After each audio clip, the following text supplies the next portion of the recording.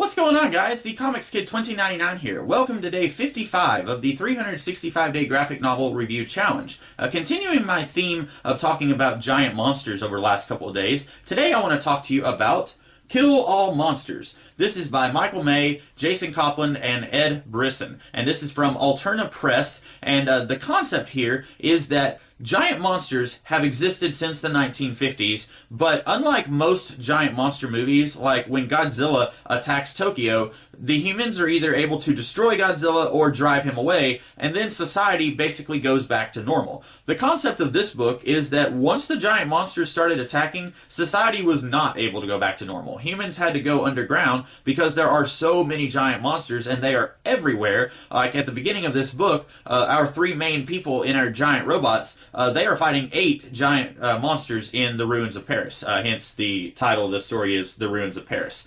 So there are a ton of giant monsters. So there was no conceivable way that humanity was just going to be able to go back to normal after they defeat or drive off a giant monster and send it back into the ocean or whatever. So I really like that this is taking a very familiar genre that has been part of our pop culture since the mid-50s, but it's doing just enough that's different that it makes it feel very new and fresh. I really like that, and it still isn't like so out there that it's difficult to comprehend, because at the end of the day, it's still a giant monsters versus giant robots story. And it's very easy to grasp, but it's doing just enough that's different to make it feel like it's something you haven't seen before, because it's not something that you've seen before. And it's got a lot of interesting mythology to it. It kind of reminds me of Lost, how when the plane crash survivors are on the island and then they would find like a Dharma hatch, and it's like, oh, this is weird. And it might answer a few of the questions that you had, but then it raises like 15 more questions. And if you can do that right,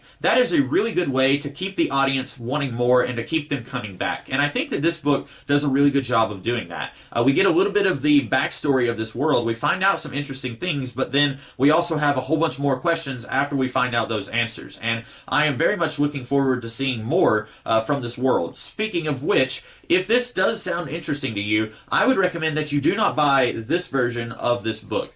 Recently, I believe it was Dark Horse, they did a reprinting of this, but it was in color, and it actually collected more of the story. This is like 150 pages, and I think the new printing has like 250 pages. So there's quite a bit more to the newer printing. So if this does sound like something very interesting that you would want to check out, I would recommend that you get the newer copy, which is what I want to do. I want to get the newer one to replace this one. But this does definitely give you a good tease of the rest of the story, and I'm definitely teased, and I'm definitely looking forward to reading more from this world and reading more from this creative team.